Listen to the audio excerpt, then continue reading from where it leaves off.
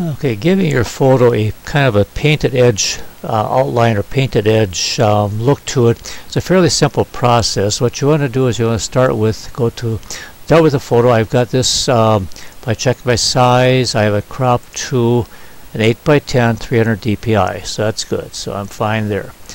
Let's go to layer, add a new fill layer, solid color, and say okay, normal is fine, 100% opacity is good.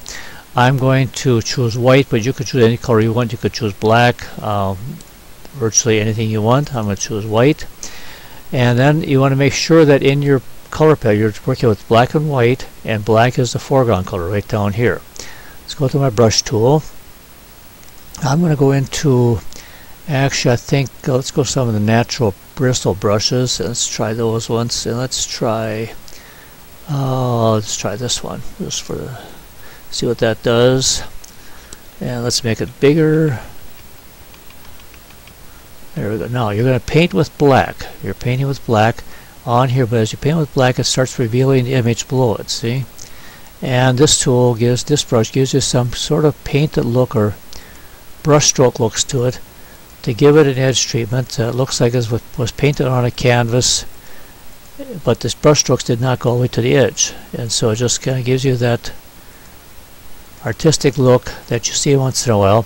Here the opacity was set to 82%, so some of it bled through. I'm going to go over the center parts again to make sure they're fully visible, so that that's fully covered, but the outsides actually worked real nice. And now I'm actually going to set my opacity down to about 50%. Do a few more bleeds here where it's a little bit softer edge, so it kind of blends everything like that. And so now you've got a painted edge, looks sort of like a painted edge brush strokey type edge to it. Now the nice thing with this is, if you have something like this that you like, you could save this as a PSD, save it as a Photoshop file so it stays as with the layers. Then you could apply the same edge treatment to another photo in a very easy process. If I open another photo, let's open this one here. And now I'm going to crop out of here. I'm going to crop an 8x10 out of it, and I want to make resolution is at 300. It has to match. I'm going to crop like this, and let's crop it like so, and like that. So now I've got this image is 8x10, this image is 8x10. Simply, all you need to do is make sure this is your active image. Take your move tool, drag this over here.